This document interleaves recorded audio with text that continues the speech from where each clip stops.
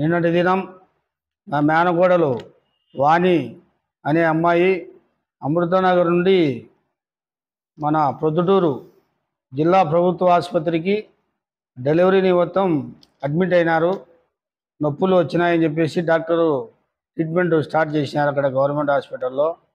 అయితే ఏం జరిగిందంటే నెల నెల మామూలుగా బిడ్డ తల్లి ఆరోగ్యంగా ఉండారా లేదని చూపించుకోవడానికి Dheeraj hospital doctor Kavya madam దగ్గర చూపించుకుంటూ ఉండేవాళ్ళు.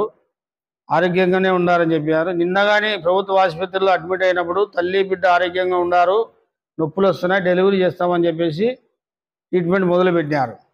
అయితే అక్కడ ట్రైనీ డాక్టర్లు ఉన్నారు, చిన్న పిల్లలు అంత అమ్మాయిలు ట్రైనీ డాక్టర్లు ఉన్నారు.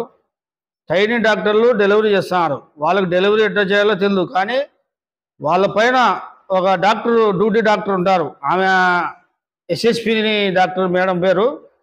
ఆమె దగ్గరుండి డెలివరీ చేయాల్సింది పోయి వీళ్ళకి అప్పచెప్పినారు. వీళ్ళు తెలిసి తెలియక పూర్వము కాన్పులు చేసే వాళ్ళు పల్లెలలో ఉన్నారు, ముసలోళ్ళు మంత్రసాని అని, వాళ్ళన్నా బాగా చేస్తారు.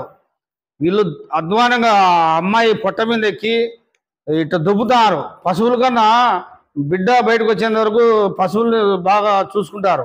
పశువుల కంటే ఈనంగా ఈ అమ్మాయి పైన కడుపు పైన ఎక్కి దుబ్బి బిడ్డ చనిపోయేటట్టు చేసినారు. బిడ్డ చనిపోయింది కాక తల్లికి కూడా సీరియస్గా ఉందని చెప్పేసి రాత్రి 11 గంటల సమయంలో నేను పగులు సూపరింటెండెంట్ గారికి ఫోన్ చేసినాను. సార్ ఇట్లా జరిగింది, బాబుని చంపినారు, ఆ అమ్మాయి పరిస్థితి, అమ్మాయినన్నా బాగా చూడండి ట్రీట్మెంట్ అంటే, ఏం లేదు అమ్మాయి బాగానే ఆరోగ్యంగా ఉంది, అన్నీ ఓకే ఉన్నాయి, ఏం బాగా అవుతుందిలే పేషెంట్ అని చెప్పినాడు. అందులో రాత్రి 11 గంటలకు ఫోన్ చేసి సీరియస్ ఉంది వాణికి, మీరు ఎక్కడైనా బయటికి తీసుకెళ్ళండి అని చెప్పి మాకు సమాచారం అందిస్తే మేము అందరూ వెళ్ళాం. అందరూ వెళ్ళి అక్కడ ఉండే డాక్టర్లను అడిగినాం, ఎవరు మా అమ్మాయికి డెలివరీ చేసింది అంటే నేను వీడియోగానే ఎత్తినాను. ఆ 3 డాక్టర్లు ఉన్నారు. అమ్మాయి వాళ్ళు అంటున్నారు, మేము ట్రైనీ డాక్టర్లం సార్, మాకు వైద్యం తెలీదు, మేడానికి పిలిస్తే మేడం రాలేదు అని వాళ్ళు అంటున్నారు. ఆమెను ఎస్ఎస్పిని మేడాన్ని అడిగితే నేను మామూలుగా బయట ఉంటాను, వాళ్ళు పిలిచాలో వాళ్ళు పిలిచలేదు, వాళ్ళు డెలివరీ చేసినారని ఆమె అంటుంది. ఒకరి మీద ఒకరు చెప్పుకొని వైద్యం రాని వాళ్ళు వైద్యం డెలివరీ చేయని ఉన్నారు, వైద్యం వచ్చినాయమా బయట నిద్రపోతుంది. ఇది ఈ ప్రొద్దుటూరులో ఉండే జిల్లా ప్రభుత్వ ఆసుపత్రి పనితీరు. అక్కడ డాక్టర్లు ఒకరిలో ఒకరు లేరు. అక్కడ వాళ్ళని నివారించడానికి నాకు తెలిసి సూపరింటెండెంట్ సరిగ్గా లేడని అనుకుంటున్నా. ఎందుకంటే సూపరింటెండెంట్ సక్రమంగా ఎవరిని వాళ్ళని దారిలో పెట్టి ట్రీట్మెంట్ ఈ విధంగా ఇవ్వండి అని వాటు తిరిగి చేస్తూ ఉంటే కన్నా ఈ సమస్యలు రావు. ఇంకొక ఆమె అంటుంది, ఇక్కడ డాక్టర్ ట్రీట్మెంట్ ఇచ్చే డాక్టర్లే లేరు, మేమేం చేయాలని ఇంకొక ఆమె అంటుంది. స్వీపర్లు కూడా డెలివరీ చేస్తున్నారు. అది విచిత్రం ఏమంటే స్వీపర్లు డెలివరీ చేస్తున్నారు. ఇది ఇంకా చాలా ఘోరం. డాక్టర్లే చెప్తారంట మీరు డెలివరీ చేయకండి అని, ఎఫ్ఎన్ఓలు డెలివరీ చేస్తున్నారు. ఎంత ఘోరం చూడండి ఇది. ఆ జిల్లా ఆసుపత్రిని నమ్ముకొని చుట్టుపక్కల మన కడప జిల్లానే కాదు, పొద్దుటూరుకు వస్తాయి, కర్నూలు జిల్లా శాఖలమరి, ఇక్కడ అనంతపురం జిల్లా తాడపత్రి నుండి కానీ ఇక్కడ మైతుకూరు ఏరియా నుండి కానీ వస్తుంటారు నమ్ముకొని. ఎంత దారుణంగా ఉందంటే అందులో చేసి ఆ పేషెంట్, అక్కడ అడ్మిట్ అయిన పేషెంట్ తల్లి ప్రభుత్వ ఆసుపత్రిలో స్వీపరు. అది ఇంకా ఘోరం. అక్కడ పనిచేసే సిబ్బంది వాళ్ళకే సక్రమైన వైద్యం లేదు. ఈ పొద్దుటూరులో ఈ రాష్ట్రానికి వైద్య ఆరోగ్య శాఖ మినిస్టరు సత్యకుమార్ గారు ఉన్నారు. ఆయనకు అవమానం మా ఇట్లా ఈ విధంగా ట్రీట్మెంట్ చేస్తే అని నేను అడిగితే ఆరోగ్య శాఖ మినిస్టర్ పేరు చెప్పడం లేదా, డాక్టర్లు అంత అధ్వానంగా ఉన్నారు. చూడండి ఎంత తమాషా ఉందో. ఆరోగ్య మినిస్టర్ ఎవరు మా తెలుసా మీకు అంటే తెలియదంటున్నారు. పబ్లిక్ వీడియో ముందరే తెలియదంటున్నారు. దయచేసి నిన్న జరిగిన సంఘటన పైన ఉన్నతమైన అధికారులు విచారణ జరిపి అక్కడ తప్పు జరిగింది, అది సవరించి వాళ్ళపైన చర్యలు తీసుకోవాలని చెప్పేసి ఇక మీదట ఎవరే కానీ ఇట్లా ఇబ్బంది పడకూడదని చెప్పేసి నేను తెలియజేస్తున్నాను. ఈరోజు ఒక పేద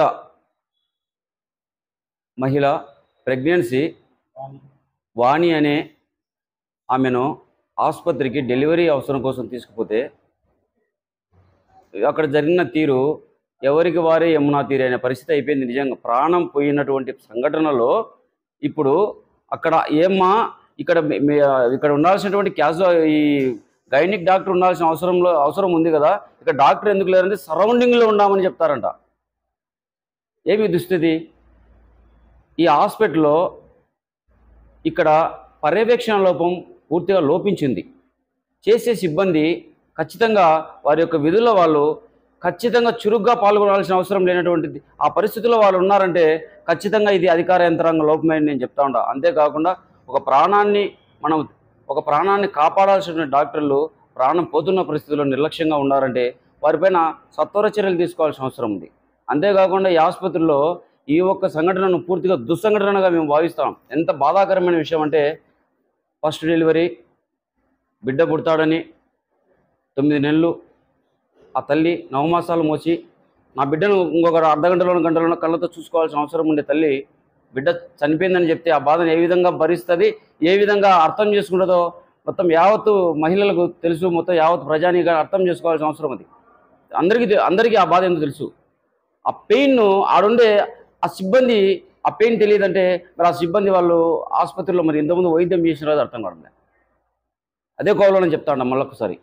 ఈ ఆసుపత్రి ఒకప్పుడు వైద్యంలో నెంబర్ 1గా ఏ గ్రేడ్లో రాష్ట్ర స్థాయిలో నిలిచిన ఆసుపత్రి నాకు తెలుసు. ఆసుపత్రి గురించి ఈ ఆసుపత్రిలో ఈ ఒక్క దుస్సంఘటనే కాదు, ఒక పేద రోగి పైనుంచి పడి చనిపోతే దిక్కులేదు, అనేక మంది వైద్యం అందలేని చెప్పి కంప్లైంట్లు చేస్తే దిక్కులేదు. ఈ కంప్లైంట్లు ఇవన్నీ కూడా ఒక గాడిన పడాలంటే అధికార యంత్రాంగంలో లోపం పూర్తిగా ఉంది. అధికార యంత్రాంగాన్ని సరిచేయాల్సిన అవసరం ఉందని చెప్పి పాలకులకు, ఉన్నతమైనటువంటి రాష్ట్ర స్థాయి జిల్లా అధికారులకు నిజంగా నేను వాళ్ళందరూ కూడా విజ్ఞప్తి చేస్తాడా, చర్యలు తీసుకోవాలని చెప్పి ఆ పై స్థాయి వాళ్ళకు కూడా కంప్లైంట్ చేస్తామని చెప్పి మీ అందరికీ ఈ పత్రికా ముఖంగా తెలియజేస్తున్నా. Thank you.